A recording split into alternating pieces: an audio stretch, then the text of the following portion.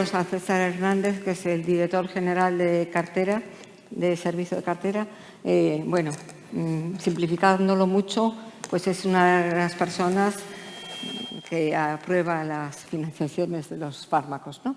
Y entonces le pedí la semana pasada que estuviera él con nosotros, porque esto siempre nos va a dar visibilidad, ¿no? Que él esté aquí y, bueno, pues va a inaugurar la jornada. También está el doctor Jesús San Miguel, el doctor Joan Blade. ¿Dónde está? El doctor La Huerta, que está colocando la diadema. Que son el GEN, el Grupo Español de Mieloma. Entonces creo que es una buena representación para que César vea a los pacientes y vea quienes integran el grupo. Bueno, que quede claro que no es la primera vez que venga una cosa de pacientes de mieloma. Sí, ya viniste una vez como ponente. Eso, ya estuve una vez, que también yo creo que me toca hacer un poco de inauguración por... No, viniste de ponente. ¿Solo? Sí. Bueno, Teresa y yo nos conocemos desde hace tiempo porque yo trabajaba antes en un sitio que se llama Agencia Española de Medicamentos y Productos Sanitarios, que es donde se aprueban los medicamentos. Se decide si una cosa que es un poco etérea, pero es la relación entre los beneficios y los riesgos de los medicamentos es positiva y con eso se aprueban y con eso se pone en el mercado. La mayor parte de los medicamentos ahora se aprueban a nivel europeo, los nuevos, pero los que participan son técnicos de las agencias nacionales, que en la Agencia Europea de Medicamentos se reúnen y con esa coordinación o ese amparo pues se aprueban pues todos los medicamentos que seguramente resuenan en la cabeza desde luego de los profesionales sanitarios y de muchos pacientes. Durante 13 años estuve ahí y muchas veces estuve bordeando el tema de precio de los medicamentos y me debió castigar Dios porque hace un año me cambié a esta otra cuestión que tiene que ver no con la autorización de los medicamentos, sino con ponerle precio digo los medicamentos, ha dicho Teresa, cartera y no menciona farmacia, porque es una parte muy visible, pero también se refiere a otro tipo de... todo lo que está en la cartera o en el portfolio de servicios del Sistema Nacional de Salud. Por ejemplo, una cosa que importa mucho a la gente que tiene enfermedad o que nos importa mucho a la gente que tenemos enfermedad, es una cosa que también estamos lanzando ahora, que es la cartera de pruebas de genética, de genómica, que teóricamente nos debe de permitir caracterizar mejor los tumores y las enfermedades, no solamente tumores, porque esto no solamente es de tumores, y con eso ser capaces de establecer una mejor estrategia de tratamiento, no solo de tratamiento farmacológico, de abordaje de la enfermedad, incluso de prevenirla de manera poblacional. Y Teresa, yo creo que me ha invitado porque efectivamente el mundo del mieloma múltiple es un mundo que es muy activo, que además ella siempre me lo recuerda y yo lo tengo que reconocer así, en el que los profesionales de nuestro Sistema Nacional de Salud juegan un papel muy activo también a nivel internacional en el desarrollo de todos esos medicamentos y que, por lo tanto, conocen muy de cerca y, por lo tanto, vosotros, los pacientes, también lo conocéis muy de cerca porque estáis en contacto con ellos y porque ahora a nadie se le escapa, a nadie que tenga una enfermedad se le escapa un desarrollo que esté en la pista de aterrizaje, por decirlo de manera gráfica. Y Teresa, que llevamos intercambiando WhatsApp desde hace unos meses, pues yo creo que me invitó porque precisamente ahora estamos dándole vueltas a cómo organizar todo esto. Que transmitiros, no quiero tampoco aquí dar pena, pero no es un trabajo fácil porque obviamente no tengo que ver solamente con los pacientes de mieloma, sino con los pacientes de todas las enfermedades, raras, no raras, prevalentes, de todo tipo de... Y cada una tiene sus especificidades y sus situaciones concretas. Nuestro trabajo, de todas maneras, es poner a disposición de los profesionales sanitarios las mejores herramientas. Las mejores herramientas cada vez se van sofisticando más, cada vez llegan antes y cada vez requieren de un ejercicio de negociación que es un pelín más complejo. Pero no...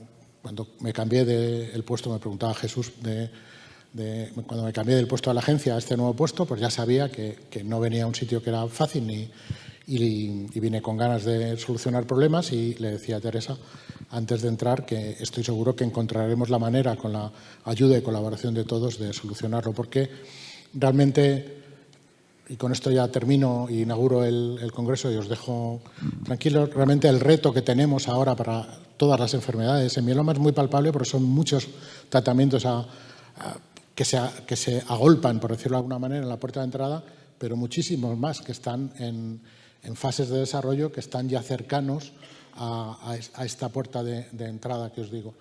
Y nuestro trabajo consiste en hacer posible que toda esa innovación que surge de científicos, de compañías farmacéuticas, que lógicamente también tienen un interés comercial en la venta de sus medicamentos, pero que toda esa innovación que se produce en torno a todas las enfermedades, en este caso mieloma, no esté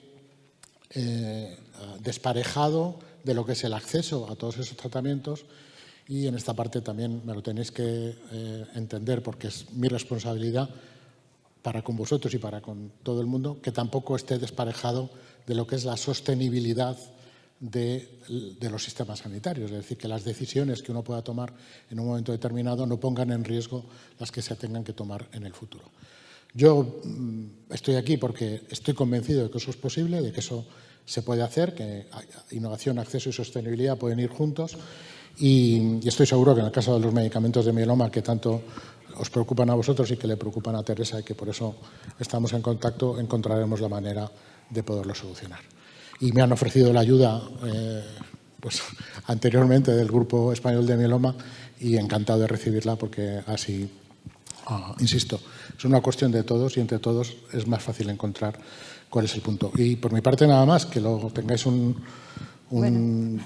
punto hoy de encuentro que sea satisfactorio para todo el mundo y brindar mi ayuda en todo lo que yo pueda, por lo menos para tener el diálogo abierto y poder hablar de todas estas cosas. Bueno, yo creo que eso es fundamental y te agradezco mucho que estés hoy aquí y que veas, está lleno de pacientes, la mesa del Grupo Español de Mieloma, ¿no? Todos juntos aquí y pues eso, apoyando. De alguna manera, pues necesitamos, como ya sabes, que te he dicho muchas veces, pues ¿Me dejas decir una última cosa? Sí, abrir camino. Yo soy reumatólogo, que no tiene nada que ver con esto. Mi madre todavía piensa que soy traumatólogo. Sí. Pero me gusta decir que antes, cuando estaba en la práctica clínica, ya he pasado 25 años en la práctica clínica, veía pacientes de uno en uno y solucionaba pacientes de uno en uno, y que ahora mi trabajo consiste en solucionar problemas de pacientes de cientos o miles en miles. A veces también de uno en uno, porque hay situaciones muy concretas. Y con esa perspectiva es con la que yo enfoco el trabajo que tengo. Con la perspectiva la misma que tenía cuando estaba en la clínica, que era solucionar los problemas que surjan. Es verdad que tengo condicionantes que no tenía en la clínica. Eso hay que reconocerlo. Bueno, pues muchas gracias por estar aquí. A vosotros por la invitación. Bueno, aquí está. Ahora vamos a presentar. Vamos a ver, la International Myeloma Foundation, la Fundación Internacional del Mieloma, que es una fundación muy grande, donde hay hematólogos de todo el mundo, que rige un poco, pues coordina y rige los tratamientos, ¿no? Y tiene una sección para asociaciones de pacientes de todo el mundo. La Comunidad Española de Pacientes con Mieloma pertenece a esta fundación y está con nosotros Serdar, que es el director para Europa de la parte de pacientes. Y nos quiere presentar unos vídeos que me pidió que hiciéramos en España, que vino él a grabarlos, a 2 pacientes con mieloma, con tratamiento de células CAR-T. Entonces, lo va a explicar en inglés y ella, Carolina, lo va a traducir. Hola, buenos días. Buenas tardes. Buenas tardes.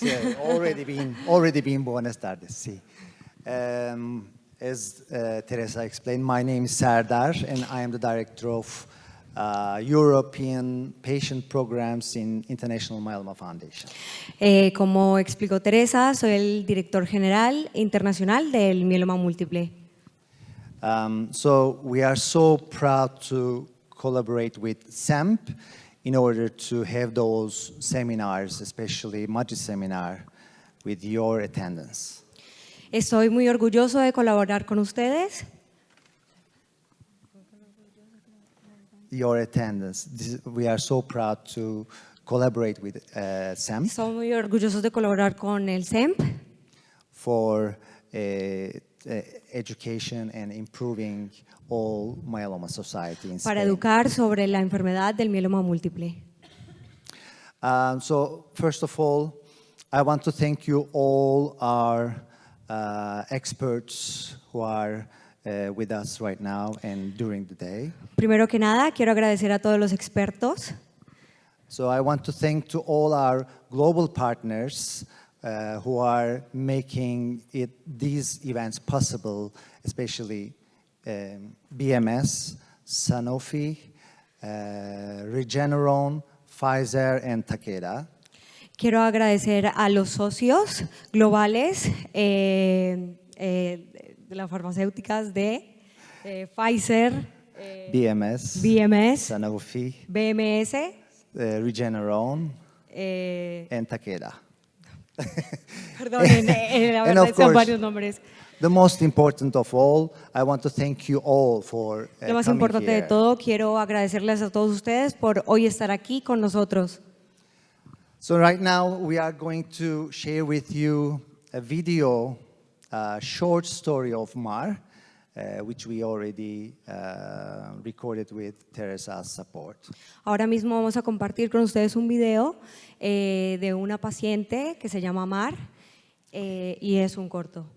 And with this opportunity, I also want to thank Teresa and her lovely team for arranging such an important seminar. Con esta oportunidad quiero agradecer también a Teresa y a su equipo.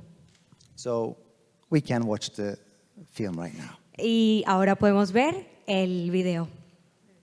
Gracias. Gracias.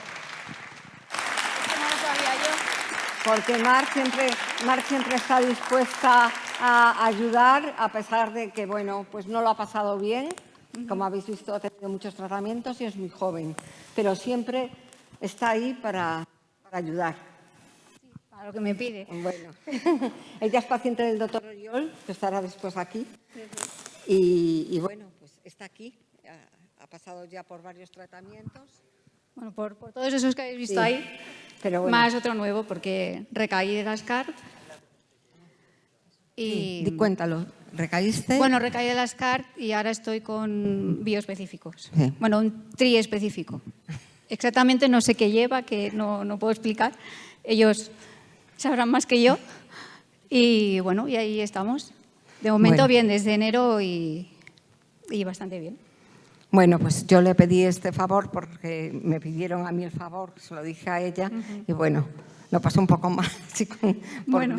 porque se ha visto en todas partes el vídeo este. Y entonces Bueno, este no, el otro, ¿te refieres al otro? Al otro, no sé. Al que hicimos en casa. Ah, bueno, ¿Te no, refieres ese, ahí? no, me Pues- refiero a este. A este no lo sé. Yo, Sí, yo lo he visto este- por este- primera este vez. lo Ahora han también. dicho. O sea que, bueno, pues Bueno. Gracias a todos.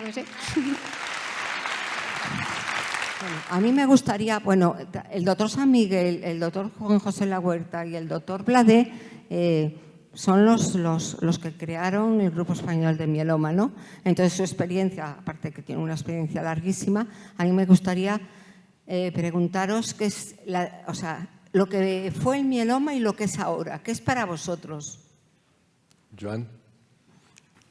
Bueno, pues yo el mieloma, el primer mieloma que vi fue en 1973, el 10 de julio.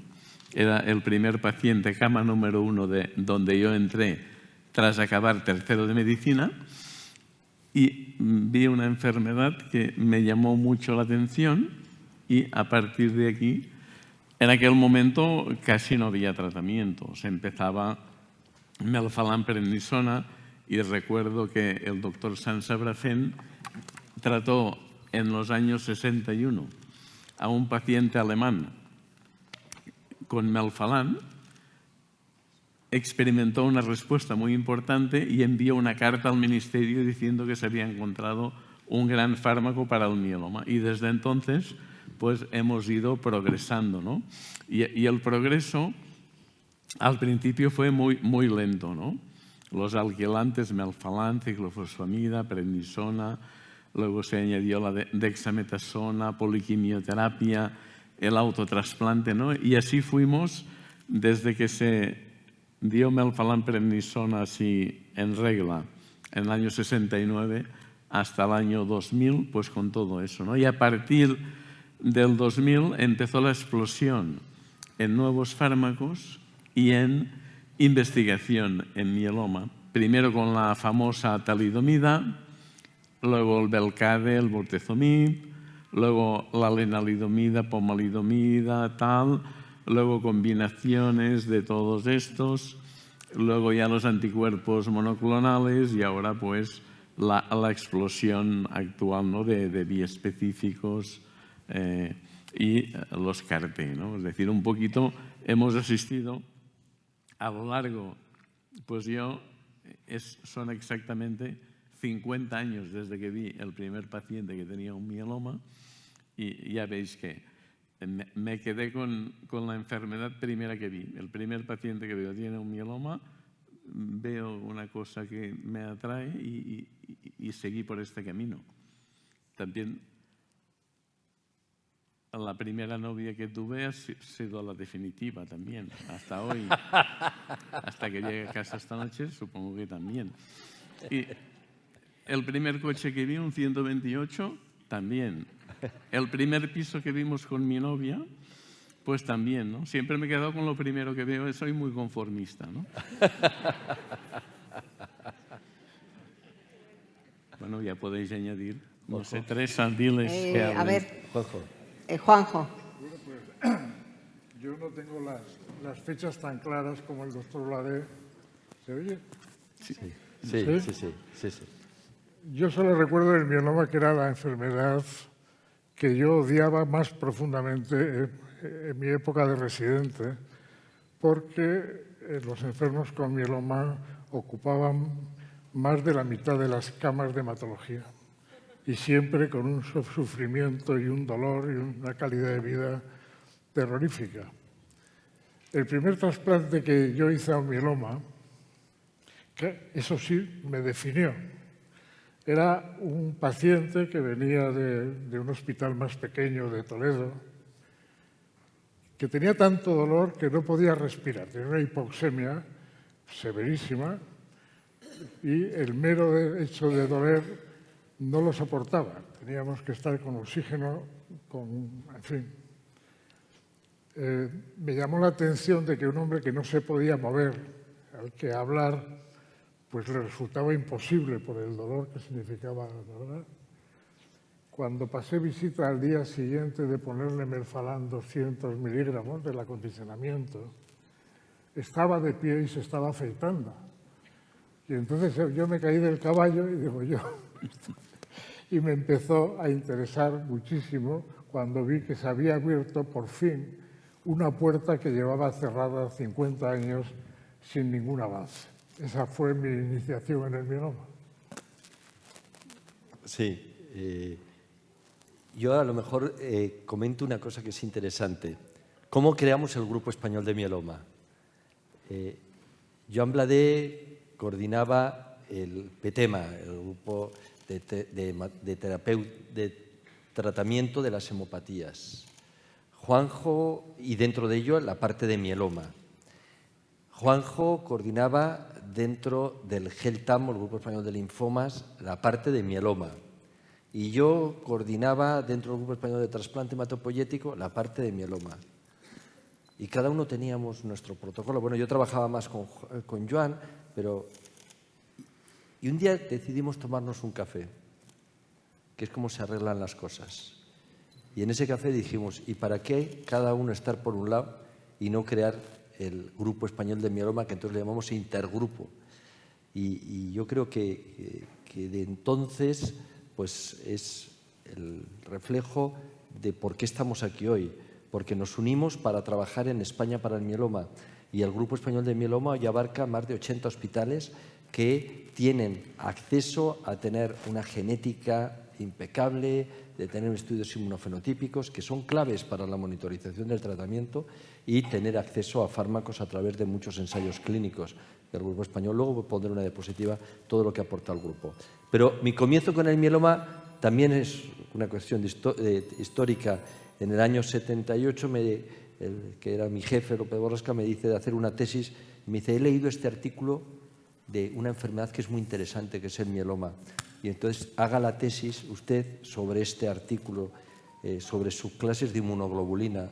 Y le digo, ¿y de dónde las sacamos los antisueros? Me dice, no sé, como usted sabe inglés, escriba a ver si se los dan.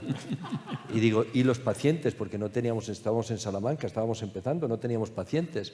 Dice, pues, oiga, tiene coche, tenía un 127 también blanco. Dice, pues vaya, recorra, le escribiré cartas a los médicos. Y salía los viernes por la tarde, después de comer, y me iba de Salamanca a Valladolid, de Valladolid subía a Santander, de Santander bajaba a Pamplona, de Pamplona a Zaragoza, luego volvía ya hacia Madrid y iba recogiendo sueros.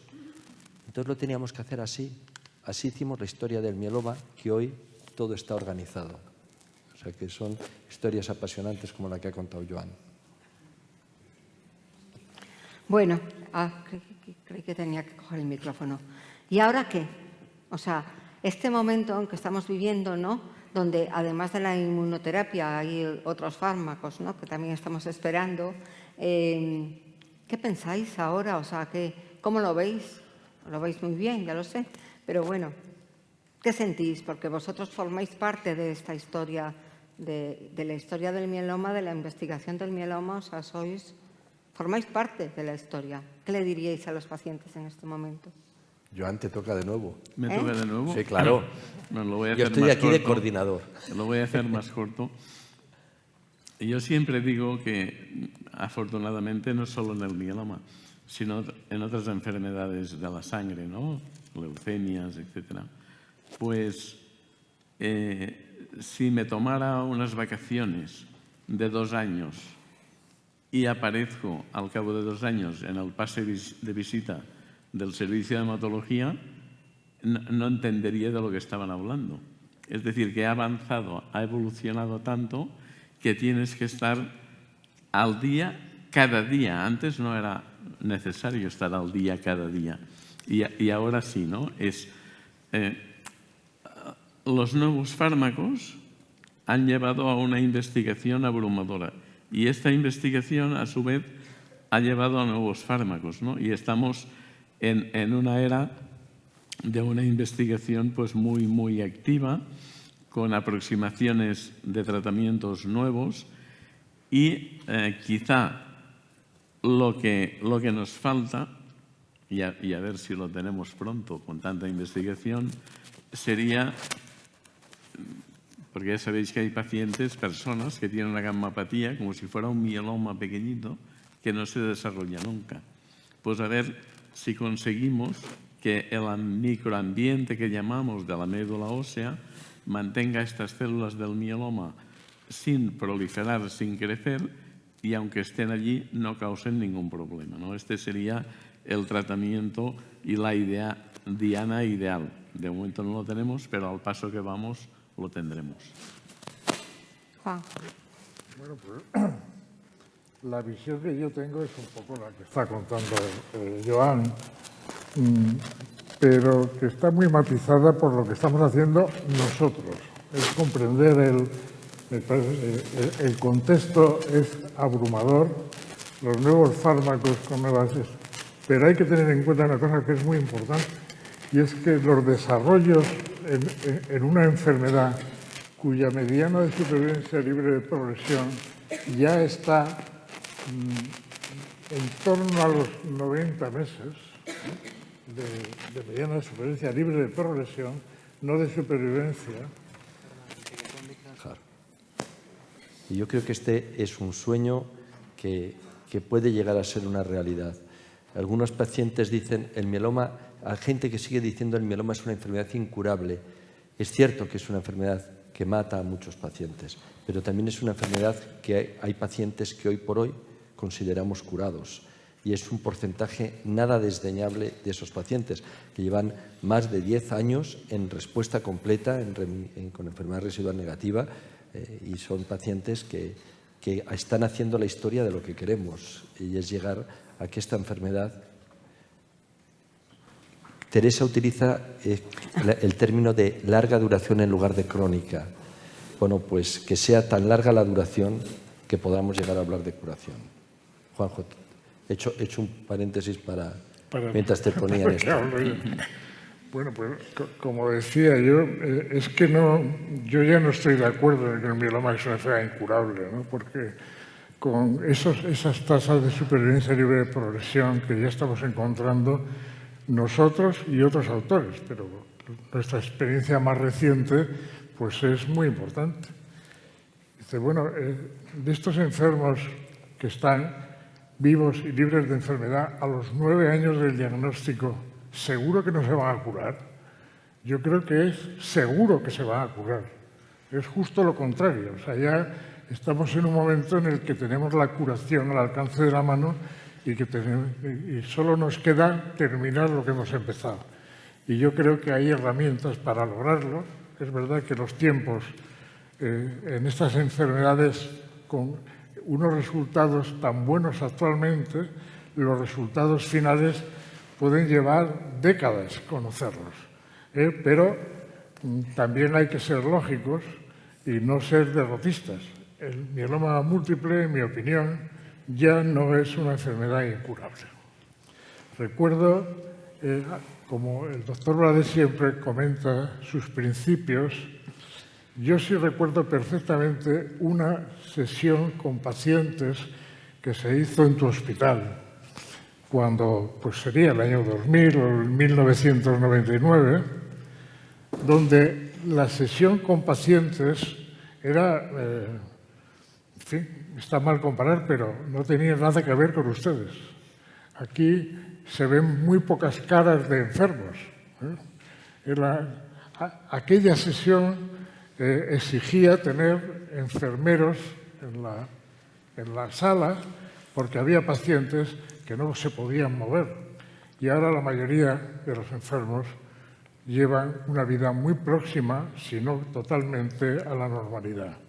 Yo creo que el mieloma es una enfermedad curable y es cuestión de un poco más de trabajo y un poco más de observación. Sí, quizá añadiendo en este campo, hemos visto el testimonio de una paciente, ¿no?, que ha pasado por 3 líneas de tratamiento, 4ª línea en este momento de tratamiento, que refleja también la dificultad de esta enfermedad. A diferencia de otras enfermedades que la célula tumoral vive bastante aislada, en esta enfermedad la célula tumoral vive dentro de un micromedio ambiente que le genera con mucha facilidad resistencia, y es por eso que hay tantas recaídas. Y por eso ahora muchos de los esfuerzos están en tratar de entender bien por qué se producen esos mecanismos de resistencia para tratar con conseguir que las recaídas no sean al menos el problema mayor que estamos viviendo. Bueno, como vamos muy bien de tiempo, no sé cómo lo hemos hecho, cómo hemos reajustado todo, tenemos un ratito para que hagan preguntas, si quieren. ¿Qué os parece? Lo que mandes. Lo que mandes. Lo que os pediría, de verdad, pero lo que os pediría, por favor, es que las preguntas sean como lo más generales posibles, porque cada uno tiene su historia, ¿no? Y le gustaría preguntar sobre su historia, pero somos muchos y entonces es mejor. No obstante, luego habrá un café, ¿no? Sí, claro, es lo que iba a decir ahora. Y en el café habrá un café en donde podréis hablar con ellos con toda la tranquilidad del mundo. Ahora tenemos el coloquio para que este coloquio que acabaremos a las, te lo digo, Jesús, para que lo sepas, acabaremos a las 16:45 y entonces hablarás tú. Vale. Y luego Juanjo, un poquito más tarde de lo previsto. Al principio no he podido excusar la no presencia aquí de la doctora Maribí Mateos, que ha tenido un viaje, y del doctor Bruno Paiva, que él ya hace unos meses me comentó que hoy estaba muy lejos aquí y que no podía venir, ¿no? Entonces, ¿yo? controláis por favor, en los micrófonos, ¿vale? Yo, ¿no? Bueno, yo quería preguntarles, tengo una hija que tiene la enfermedad ya casi 2 años y todos los tratamientos ha sido un fracaso absoluto. También el trasplante. Ahora le están poniendo, no sé si es un tratamiento para espirales Carter, pero le está afectando a los ojos y bueno, estamos pasándolo muy mal y no sabemos si esto tiene algún tratamiento que pueda ser para ella bien, porque es que todo lo que le están poniendo le están yendo mal. Mi hija está en tratamiento en el hospital 12 de octubre. Bueno, Muchas pues, gracias. Pues mire, yo lo que le puedo decir, no le voy a dejar a Juanjo que lo diga, porque claro, si lo dice el que ha sido el jefe clínico del 12 de octubre, pues va a parecer que yo le digo, si yo tuviera un hermano, si yo tuviera una hermana, si yo tuviera una hija, que es lo que me corresponde por esa edad, que estoy entendiendo, la tendría en manos de los médicos del 12 de octubre porque es uno de los mejores centros de España. O sea que seguro que lo que están haciendo es lo mejor que se puede hacer. Pero ya me ha oído lo que acabo de comentar y es que hay algunos mielomas, perdone, pero es que los focos estos es imposible. No sé si se pueden bajar un poco los focos. Yo tampoco o puedo subir, mirar que no nos por ahí. ordenen los ojos. Esto es mucho más agradable. Lo que le he dicho antes, existe a veces una resistencia tremenda en las células tumorales del mieloma y probablemente es el caso de su hija y son casos muy difíciles.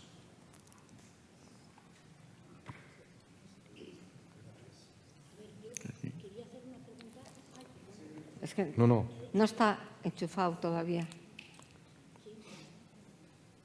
A Sí, ella. sí, tiene aquí el micrófono. Es ella. No se le oye. No se le oye. No se oye. Bueno, yo quería hacer una pregunta un poco de carácter general, aprovechando que ha venido el director general. Estoy cerca de la recaída, estoy muy bien, pero llevo 7 años y tengo miedo a la recaída. Entonces, todos los compañeros que hablo y que me comentan que están con estos tratamientos tan especiales y tan combinados y tan maravillosos, pertenecen todos a ensayos clínicos. Entonces, habrá enfermos que no puedan entrar en ensayos clínicos porque no sea la circunstancia que se exige. Entonces, ¿tienen los facultativos la facilidad de adquirir todos los medicamentos que existen fantásticos para el mieloma y que no están aprobados aún por la Agencia Española del Medicamento? Bueno, o sí o no están dentro de poderse aplicar libremente. No sé si me he explicado bien. Lo ha explicado estupendamente. Sí. Vale. Y lo hemos entendido todos. Eso es lo que quiero saber. ¿Quieres abordar, Juan? Bueno, tiene toda la razón, ¿no? El primer paso, y nosotros en PETEMA empezamos los ensayos clínicos en el año 85, ¿no? Y a partir de aquí hemos ido avanzando y gracias a los estudios del Grupo Español de Mieloma y tal, pues se han ido aprobando fármacos por las agencias, pero todo esto lleva un tiempo. Es decir, primero el ensayo clínico, después la aprobación por las agencias, la europea, la americana, y a partir de aquí, pues las agencias locales. Y una cosa que es la que hay que discutir un poco con César, ¿no?, que es la persona que ha venido, es que desde que está aprobado por la agencia europea, por ejemplo, hasta que lo tenemos con precio de reembolso y que lo podemos administrar a los pacientes, pasa un promedio, yo diría que de unos 2 años. ¿Estamos de acuerdo? Es mucho tiempo, si ya lo ha aprobado una agencia. Y esto tiene que ver mucho con la negociación del precio, porque claro, las empresas pues han invertido muchísimo y también se han estrellado y han tenido pérdidas con fármacos que no han funcionado. Cuando uno funciona, tiene que cubrir las otras pérdidas y luego el Ministerio tiene una responsabilidad, que no se dispare el gasto, ¿no? Y entonces nosotros, por ejemplo, en nuestra institución, y seguro que ellos también, tenemos mucha dificultad y no lo hacemos y no aplicamos fármacos que no están aprobados, que no tienen el precio de reembolso, porque la farmacia tampoco nos lo dejaría hacer.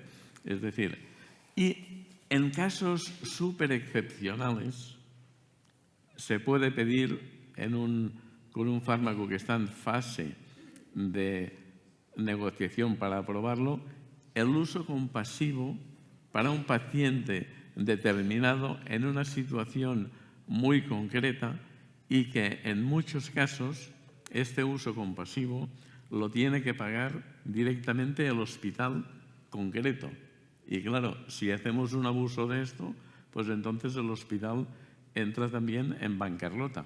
Es decir, que es muy complejo. Fármacos no aprobados no los podemos administrar. Sí. Yo creo que esa visión que tiene y que usted presenta, que es cierta, tiene dos caras. La segunda, que no es la que usted ha presentado, es que tienen acceso a esos fármacos.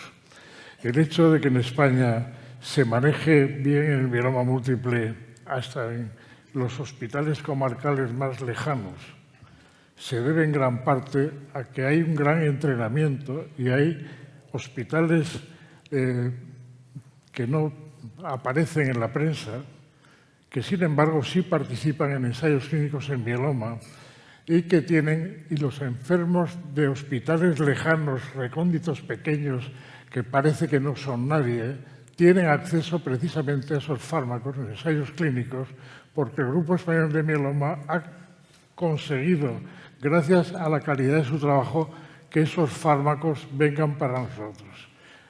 Es decir, sería mucho peor no tener acceso a los ensayos clínicos en fases avanzadas, sobre todo con fármacos que en general funcionan. Pero los ensayos clínicos son precisamente para eso, para demostrar la eficacia o no eficacia del ensayo clínico. Ese es el panorama real. Ojalá tuviéramos todo eso a la primera, sin necesidad de ir a un ensayo clínico, y podríamos decirle, podemos curarle a usted sin un ensayo clínico, pero desgraciadamente aún no es así. Yo sí que le querría hacer un comentario. Cuando ha dicho que está muy bien, pero que está con mucho miedo a recaer, no le pase lo que a una paciente, compañera médico, a la que yo traté durante muchísimos años, cuando todavía estaba en Salamanca, más de 15 años, y cada vez que venía me decía, qué miedo tengo a recaer. Y vivió los 15 años con miedo a recaer y murió de un accidente. Que no recaiga, que no va a recaer. Y con respecto, aquí se ha tocado dos temas. Aparece por un lado el tema de los ensayos clínicos. Y antes he dicho que estaría muy a gusto, muy tranquilo, es un hijo mío. Si yo tuviera una enfermedad, donde más seguro me sentiría sería si me tratan en el contexto de un ensayo clínico. Un ensayo clínico tiene la supervisión de las agencias española, de la agencia europea, de la industria farmacéutica, tiene la supervisión de tantas personas sobre el paciente que cuando la infusión de un fármaco tiene que durar 30 minutos, no da igual que dure 40 o que dure 22 minutos, tiene que durar 30 minutos. Es decir, es una forma de tener una seguridad enorme durante los tratamientos. Y esto quiero hacer énfasis porque creo que el Grupo Español ha sido muy pionero. Pero lleva usted razón, existe un retraso importante en España. Y este retraso tiene que resolverse con un país que dedique suficientes fondos para poder subvencionar, poder comprar estos fármacos y una industria que también lo haga asequible. O sea que aquí hay dos que se tienen que poner de acuerdo, como casi siempre en la vida, para que tengamos cuanto antes el acceso a esos fármacos que ha aprobado la Agencia Europea, por ejemplo, y que todavía no les tenemos disponibles. Es un problema, la mayoría de las veces, no de la calidad del fármaco. A veces sí, y hay fármacos que han sido aprobados y que han sido retirados porque su eficacia no era lo suficiente, pero la mayoría de las veces es una cuestión de llegar a la equidad del tratamiento en cuanto al precio. No, y en el sentido ese, que yo quedé la semana pasada absolutamente sorprendido en el hospital porque me gusta saber las cosas económicas, el gasto y tal. Bueno, porque soy catalán, pero ellos también no lo son, pero bueno. Y entonces yo recuerdo que hace unos 10 años, en la farmacia ambulatoria que decimos, del hospital, que vais a buscar la medicación, os la dan y tal, pues había en todo el hospital un gasto de unos 40 millones de euros y 30 eran de oncohematología. Pero el otro día me dice la doctora Rossinyol y me enseña una tabla que ahora son más de 200. Fijaros, ¿esto qué quiere decir? Que se ha introducido mucha cosa. Es decir, que sí que nos quejamos porque nos tenemos que quejar y tiene que ir más rápido, pero que sí que se está invirtiendo y está revirtiendo porque el presupuesto de 40 en unos 10 años a 200, más de 200. Sin duda. Pero lleva razón. Hola, buenas tardes. Soy marido de una paciente diagnosticada hace año y medio, más o menos, trasplante fallido y a los 6 meses inicio de la vacunación. Un desastre, digo un desastre en cuanto a la calidad de vida que llevaba en esos últimos meses, porque realmente el mieloma había remitido pues, de 18 a 10 gramos, que no estaba nada mal, ¿no? Y estamos asustados porque vienen más vacunas. La segunda fue también terrible, temperaturas altísimas de 40 grados, luego unos días de una astenia absoluta. En el segundo, además de eso, encima una enfermedad bacteriana, no recuerdo el nombre, y tras eso, otra vez un montón de días con esa astenia. Ya no hablo de la suspensión obviamente del tratamiento con lenalidomida, que se entiende. Con todo eso, encima, hemos de decir que sigue remitiendo. ¿Por qué? O sea, ¿qué es lo que realmente nos lleva a esta relación entre vacunación, que encima tiene que durar un año, más o menos, y esa situación, digamos, que casi de empeoramiento de la persona, ¿no? O sea, y no hablo ya perdón, la bacteria era una salmonela. Ni idea de cómo llegó a esa salmonelosis, porque realmente la tenemos casi en una urna de cristal. Gracias.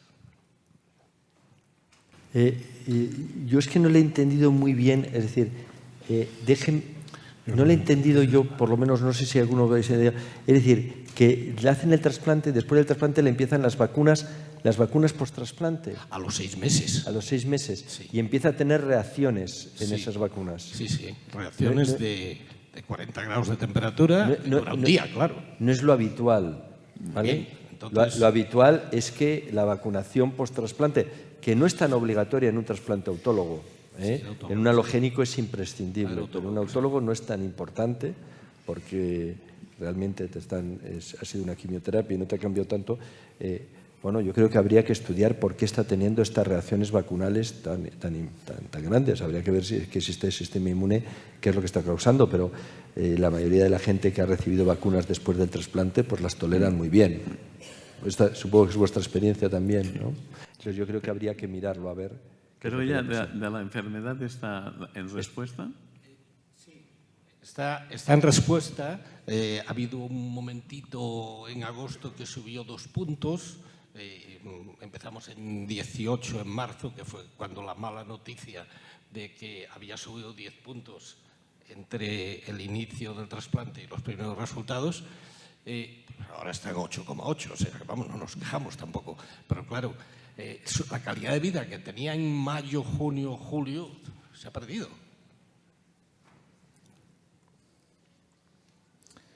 Bien, la consolaré diciéndole que es un caso raro. Sí, bueno, a uno no le consuela cuando a él le va mal, pero sí que hay que saber que en principio la vacunación post-trasplante suele ser bien tolerada. Lo que es más importante en este caso es bueno, que el grupo de infectología valore esas vacunas, las infecciosas, porque a lo mejor no hacen falta algunas de las que se le están poniendo. Se lo pediremos. Yo es lo que haría, pedirle a los de infecciosas que valoren con esas reacciones. ¿No? ¿Nos parece? Seguro, seguro. Hola, buenas tardes. Un placer volver a veros. Mira, vi un vídeo de Teresa donde comentaba que había una posibilidad para tratar los mielomas equiescentes y que había hematólogos que estaban a favor y otros, pues, lógicamente, que no estaban a favor de esta corriente. Y la verdad es que no he leído nada ni sé nada. Entonces, pues me interesaría saber cuál es vuestra opinión. El doctor San Miguel después, bueno, contestad lo que queráis, pero va a hablar también del mieloma aquiescente. Pues qué casualidad. Bueno, sí, iba a hablar la doctora Mateos, pero no está, claro, y voy a hablar yo. Claro, es que como he visto pero brevemente. Bueno, yo lo que les diré es que la mayoría de los mielomas quiescentes no hay que tratarlos. Los que son de bajo grado, de los grados intermedios, no hay que tratarlos. Y en los de alto grado, que tenemos criterios para saber cuándo un quiescente es de alto grado, son aquellos que tienen un riesgo muy importante de pasar a mieloma activo, cada vez más somos precisos a la hora de embarcarnos o no en el tratamiento. Y es ver que tengan no dos o tres factores, sino que tengan 4 o 5 factores, ver un poquito cómo es la evolución de ese mieloma quiescente en los 6 primeros meses, si se mantiene estable, si empieza a moverse. Yo comentaré algunos de esos criterios, pero cada vez creo que tenemos más precisión fuera de los ensayos clínicos a la hora de tomar decisiones con un paciente con mieloma quiescente. ¿Me toca a mí? Buenas tardes, muchas gracias. Seré muy rápido. Aquí somos muchos pacientes que estamos tomando lenalidomida. En mi caso lo he dejado de tomar por bajos niveles de defensa y la hematóloga me ha comentado que por la alta toxicidad y por mis bajos niveles de defensa me lo retiraba, porque los últimos análisis, los últimos ensayos, decían que después de 2 años la lenalidomida sirve de poco y la toxicidad es muy alta. ¿Están ustedes al día de esto? ¿Es correcto? ¿Es la primera vez que lo escuchan? Muchas gracias. ¿Queréis abordar? Yo no lo he entendido bien. Bueno, ¿quieres abordar tú? Bueno, sí. Depende de la situación del paciente, ¿no? Si a los 2 años de un trasplante, por ejemplo, y de mantenimiento con lenalidomida, la enfermedad mínima residual es negativa, es decir, que no se observa enfermedad en médula ósea ni en ningún sitio, pues acabamos de publicar en una revista de prestigio, el Grupo Español, que es seguro discontinuar el tratamiento en este grupo de pacientes que a los 2 años del mantenimiento están con enfermedad mínima residual negativa, independientemente de si eran de buen o mal pronóstico en el momento del diagnóstico. Pero estos son nuestros resultados. El grupo inglés, en una serie amplia también, ha publicado resultados parecidos, ¿no? Pero no hay todavía un acuerdo internacional.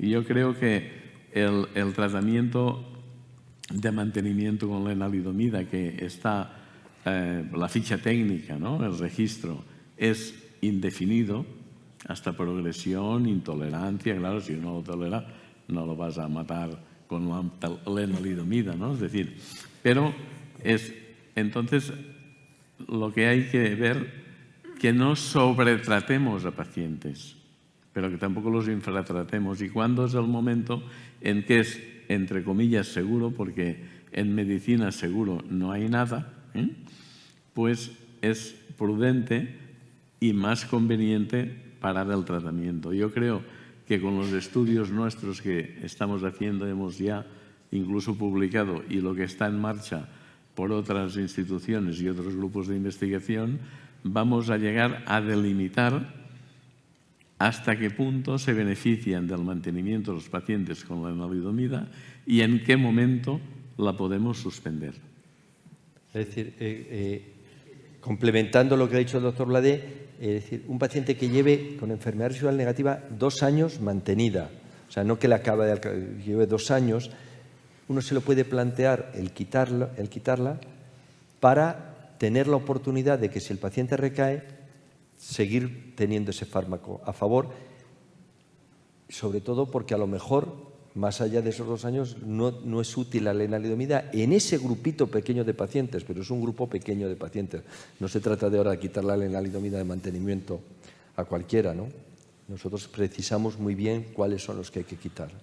Sí, yo quería añadir, en la reunión del grupo que tuvimos la semana pasada, aprobamos un ensayo, una revisión, que nosotros ya teníamos datos de enfermedad mínima residual, bien es cierto que de menos sensibilidad que ahora.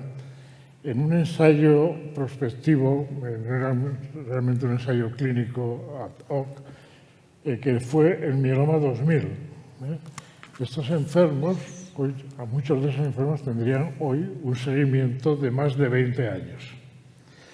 Pues bien, hay una propuesta del investigador que se aprobó y que se va a hacer de revisar el significado de la enfermedad mínima residual con aquella sensibilidad.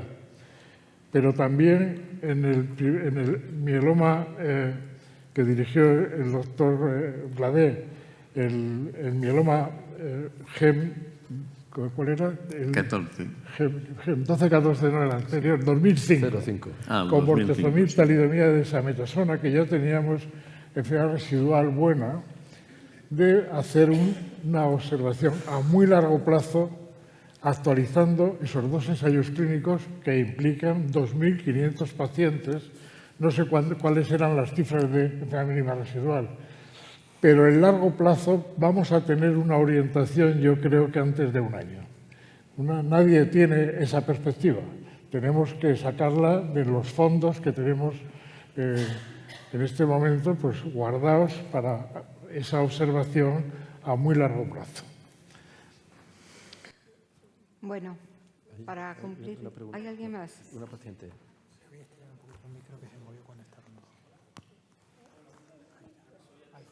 ¿Aquí? No se oye. No.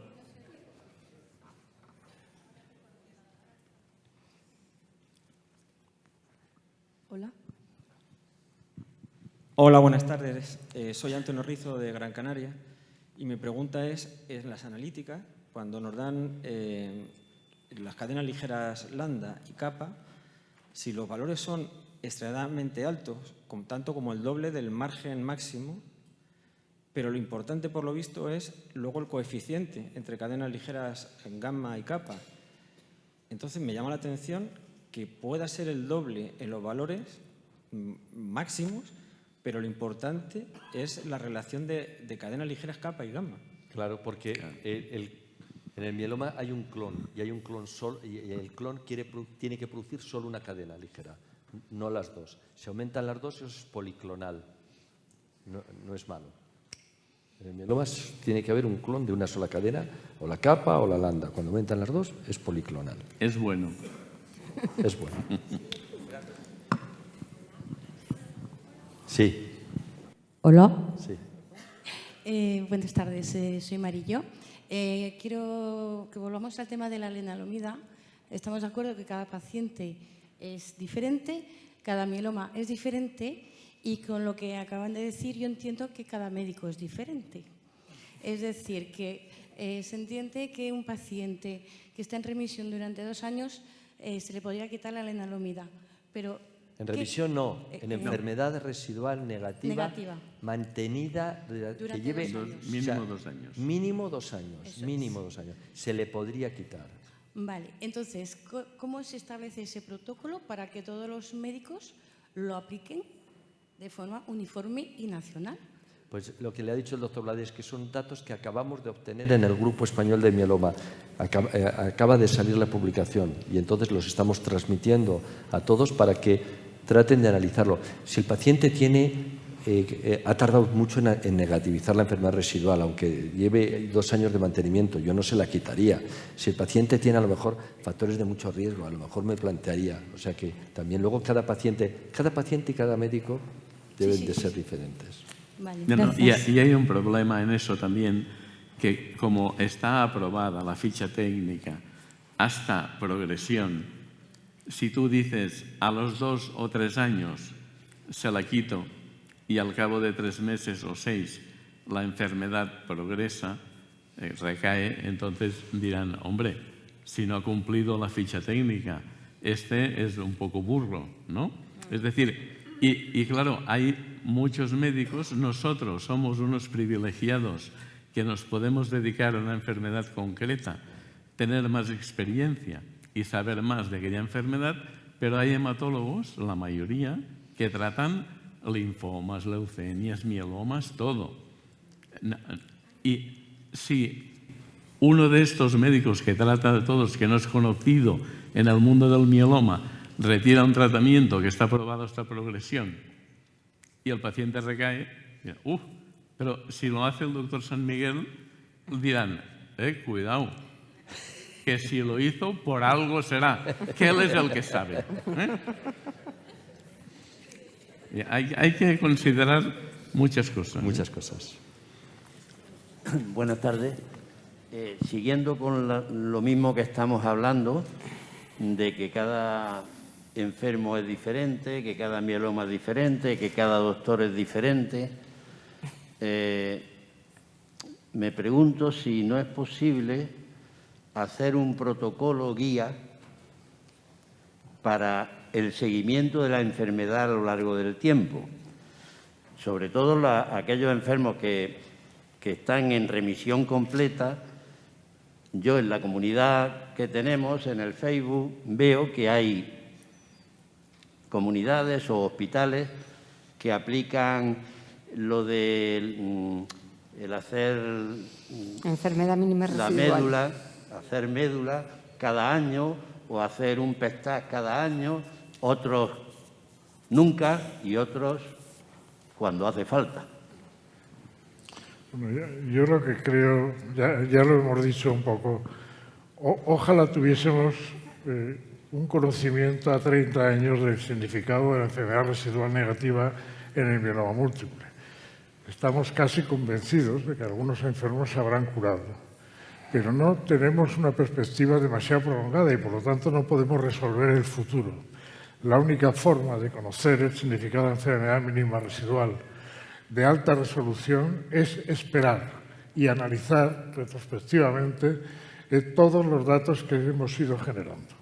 Esto es lo que vamos a hacer con el mieloma 2000, 23 años, con 1.500 pacientes incluidos, y con el mieloma 2005, unos 400 pacientes, todos ellos tratados con tratamientos hoy subóptimos, pero quizás emerjan algunos grupos en los que se podría pensar en que la enfermedad mínima residual puede marcar la curación.